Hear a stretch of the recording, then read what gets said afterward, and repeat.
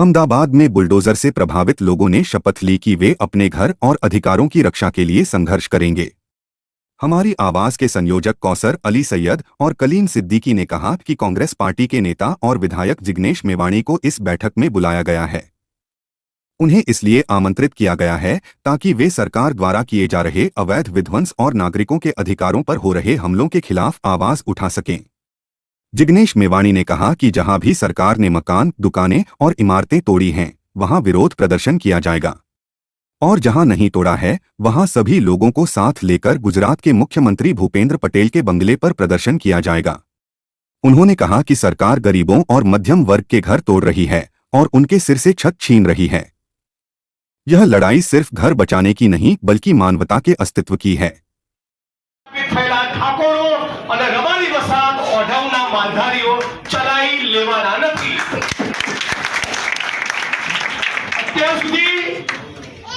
ये 15-20 मकान तोड़्या, એમાંના 95% મકાન રબારી સમાજના છે, મુસ્લિમ સમાજના છે, ઠાકોર સમાજના છે, દેવી પૂજક સમાજના છે, મદારી સમાજના છે અને દલિત સમાજના છે।